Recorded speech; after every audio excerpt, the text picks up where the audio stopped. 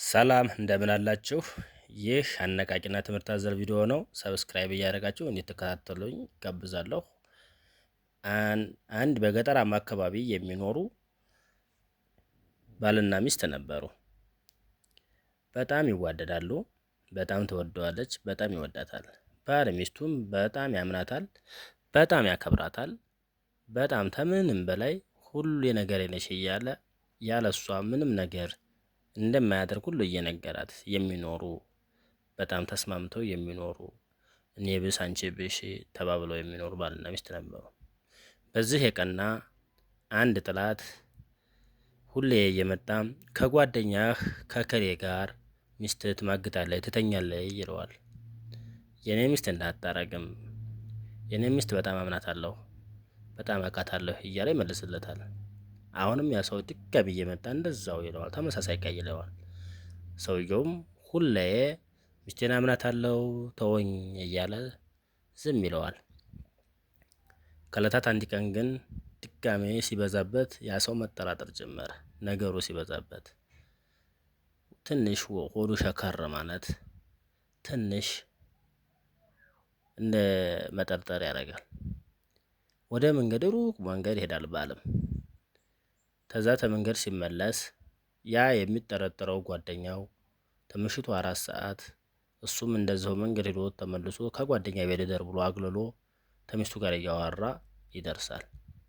በር ላይ ሲደርስ ድምጻቸውን ሲሰማ ቆም ይልና መሳሪያውን ያቀባብልና ያ ሰው ለካ ሁሌ ከሚስት ጋር ይተኛል፣ ሚስትን ያማግጣታል የሚለኝ የገዛ ጓደኛ እያለ የሚለኝ እውነት ነው ለካ ይልና እስቲ ቆይ ልረጋጋ ብሎ ስሜቱን መጠጥ ያደርግና ትንሽ ስሜቱን በደንብ አድርጎ ገቶ ይይዝና በረንዳ ላይ ሆኖ ማዳመጥ ይጀምራል። እያወሩ እሷም የዋለችበትን እሱም የዋለበትን ነገር ነው እንጂ ሌላ ነገር ያወሩ። የዚህን ጊዜ በሬው ያገሳል። እንዴ ይሄ በሬ ምን ሆኖ ነው እንዳልተሰጡም እንደ ሳር ሲላት አይ መሽቶ ፈርቼ ውጭ ማውጣት ፈርቼ አልሰጠኋቸውም ስትለው አንቺ ባትሪ የዛ የጀግና በሬማ እንደዚህ ጾሙ ማደር የለበትም አንቺ ይለና ባትሪውን ይዞ ወጥቶ ለከዛ ከብቶች ሳር አንጥቶ ይሰጣቸዋል። አሁን በቅሎዋ ትጮኻለች።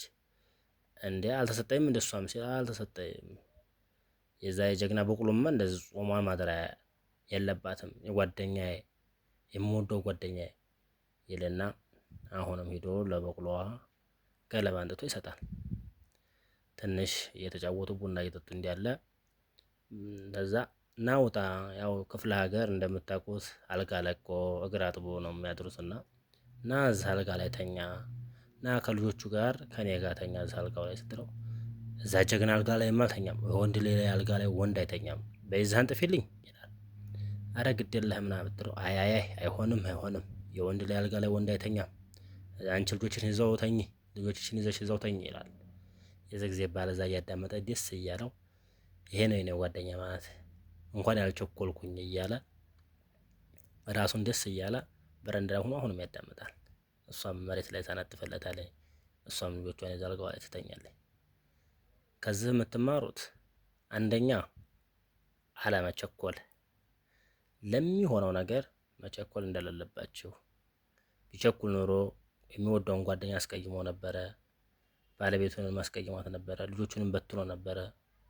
መሳሪያ እንዲቀባበለ ቢመታ ኖሮ ልጆቹ ተበትነዋል፣ ጓደኛውንም አስቀይሟል። ሁለተኛ ደግሞ የሰው ወሬ አለመስማት። የሰው ወሬ በተጨባጭ በእርግጠኛ ሆናችሁ በአይናችሁ እስካላያችሁ ድረስ ተረጋግታችሁ ሰው የሚላችሁን ሳይሆን ተጨባጭ ሁኔታውን እስከምታገኙ ድረስ አለመስማት። ሰብስክራይብ እያደረጋችሁ ሸዋ ሚዲያ ነው። አመሰግናለሁ።